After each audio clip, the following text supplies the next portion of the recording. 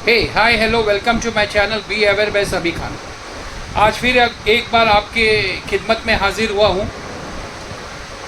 जैसे कि मेरा अगर चैनल कोई फॉलो कर रहा होगा, जिसने सब्सक्राइब किया होगा, तो पिछले वीडियोस में अगर मेरे जाएंगे तो आपको वहाँ पर पता चलेगा कि मैंने सिरसगांव कस्बा, जो कि मेरा गांव भी है अमरावती डिस्ट्रिक्ट में, जो महाराष्ट्र में, सिरसगांव कस्बा की ग्राम पंचायत के एक मेंबर को मैंने बर्खास्त करा दिया था, अपात्र करा दिया था। उसका पूरे मेरे ख्याल से एक 2-3 एपिसोड उसमें है मेरे पूरी वीडियो फाइल्स में। अगर वहाँ देखोगे तो आपको उसमें पता चलेगा, आप वहाँ जाकर मेरा वो पूरा वीडियो देख सकते हैं। तो आज उसी आप लोग सोच रहे हैं कि उस वीडियो का मैं क्यों जिक्र कर रहा हूँ। तो जैसे कि मैंने आपको बताया कि मैंने उस मेंबर को, जिनका नाम था संजय पुरुषोत्तम गुर्जर, सिरसगांव कस्बा ग्राम पंचायत के जो मेंबर थे, उनको मैंने बर्खास्त करा दिया था। उसी को लेकर एक बहुत बड़ी खबर है कि तहसीलदार ने वहाँ पर पोट निवडणूक लेने का फैसला किया है। पोट निवडणूक यानी कि फिर से इलेक्शन वहाँ पर लग रहा है, और ये इलेक्शन की तारीख अभी बस एक 2-3 दिन में ही मतलब डिक्लेयर होने वाली है। तो जैसे मैंने जिक्र किया पिछले वीडियोस का, तो मैं आपको बता दूं कि पिछले जो वीडियोस इस सब्जेक्ट से रिलेटेड है, मैंने 20 जुलाई को वीडियो डाला था। चलो एक काम करते हैं, वो उस वीडियो का कुछ अंश उसके मैं यहीं पर ही शेयर करता हूं। तो ये रहा 20 जुलाई का video. Mumbai high court Nagpur bench में एक केस जीता है मैंने। जीता तो मैंने, लेकिन बोलने के लिए मैंने जीता है, लेकिन ये हमारे एडवोकेट काउंसिल साहब, जो सैयद अतीफ साहब, जो नागपुर से है, जो मुंबई और नागपुर हाई कोर्ट के एक जाने माने वकील साहब है, काउंसिल है, ये उन्हीं की मेहरबानी थी कि ये केस मैंने जीता। उसके बाद में मैंने इसी सब्जेक्ट को लेकर 25 जुलाई को एक वीडियो डाला था। तो मैं चाहूँगा कि 25 जुलाई के वीडियो को भी कुछ अंश आप यहाँ पर देख ले, ताकि पूरा मैटर समझ में आए। हाई कोर्ट से पिटीशन डिसमिस होने के बाद भी संजय पुरुषोत्तम गुर्जर सिरसगांव कस्बा में ये अफवाह फैला रहे हैं कि वो हाई कोर्ट में केस जीत चुके हैं। ये मुझे करीब 4-6 लोगों के फोन आए और उन्होंने मुझे ये कहा कि पूरे गांव में ये अफवाह फैलाई जा रही है कि संजय पुरुषोत्तम गुर्जर हाई कोर्ट में केस जीत चुके हैं। तो मेरा उनका सीधा जवाब ये है संजय पुरुषोत्तम गुर्जर को, जब वो हाई कोर्ट में जीत चुके हैं, और मैं वीडियो इसके पहले भी बनाया, अभी भी बना रहा हूँ, और मैं सीधे कह रहा हूँ कि हाई कोर्ट का ऑर्डर है संजय पुरुषोत्तम गुर्जर अभी ग्राम पंचायत के मेंबर नहीं रहे, उनकी पिटीशन हाई कोर्ट से डिसमिस हो चुकी है। जब मैं सीधा ये वीडियो में कह रहा हूँ, तो मेरा उनसे ये कहना है कि अगर ये मेरी बात गलत है तो वो कंसर्न पुलिस स्टेशन में क्यों नहीं जाते। जो पुलिस स्टेशन उधर लगता है सिरसगांव कस्बा का, उस पुलिस स्टेशन में जाकर मुझ पर मानहानि का दावा करे, मेरी कंप्लेंट करे, जाकर वहाँ के सीनियर इंस्पेक्टर को बताए कि मैं इस तरह की बातें वीडियो पे कह रहा हूँ। और लास्टली मैंने इस सब्जेक्ट पे 1 अगस्त को एक वीडियो डाला था, तो वो भी देखना ज़रूरी है। उसके कुछ अंश आप देख लीजिए तो ये समझ में आएगा कि पूरा मैटर क्या था।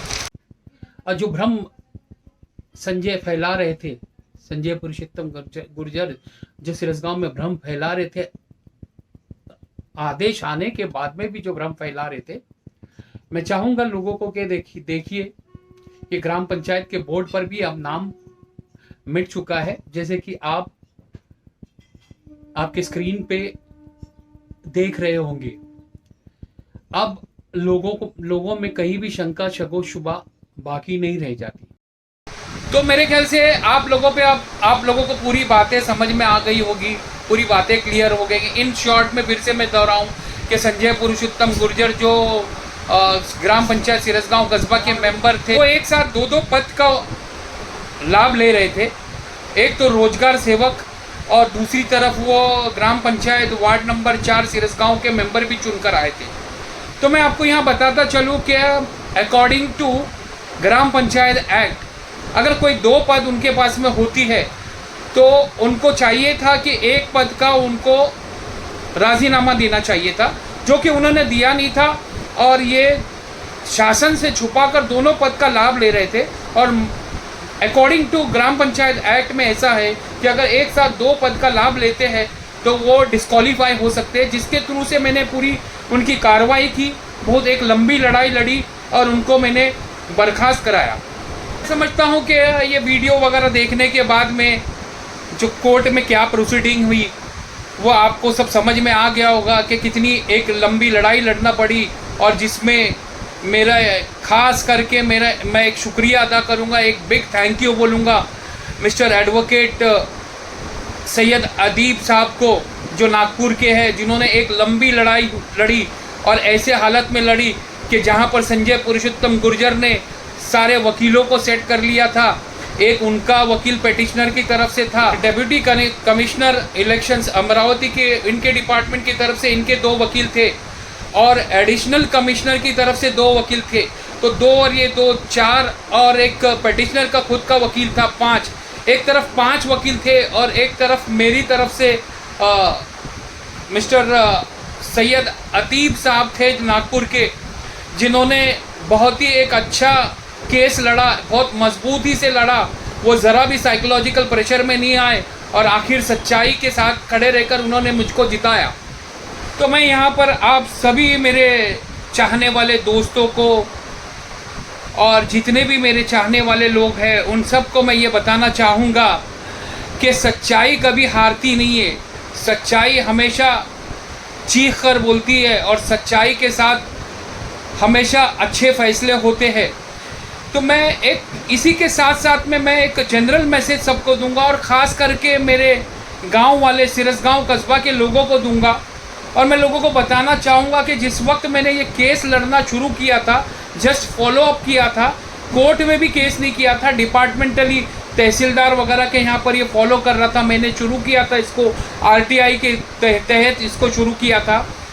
तो मुझे मेरे गांव के कुछ लोगों में ये बातें हो रही थी, मुझे अच्छी तरह याद है कि मुझे उन लोगों के पीछे से मेरी बातें मेरे कान तक आ रही थी कि अरे ये क्या होने वाला है, ये कुछ भी नहीं होने वाला है। उसको संजय पुरुषोत्तम गुर्जर बोलते हैं, वो कहीं से भी किसी को लगने नहीं देता है। तो मैंने भी ये सोच लिया था कि सच्चाई के साथ तो खुदा होता है, और मुझे अपने आप पर कॉन्फिडेंस था। मैंने कभी कॉन्फिडेंस लूज़ नहीं किया। उसकी एक सबसे बड़ी वजह थी कि मैं सच्चाई पे था और मुझे मालूम था बुराई का खात्मा होने वाला है। आखिरकार फैसला मेरे हक में आया और आज ये नतीजा है कि उसका पोट निवडणूक यानी कि इलेक्शन फिर से लग रहा है दोबारा। तो मैं सब लोगों को ये मैसेज देना चाहूँगा कि आप लोग भी कभी भी सच्चाई से पीछे मत हटना। आप जिस वक्त सच्चाई के साथ रहोगे आपको खुद ब खुद खुदा की मदद मिलेगी। बस आज के लिए इतना ही।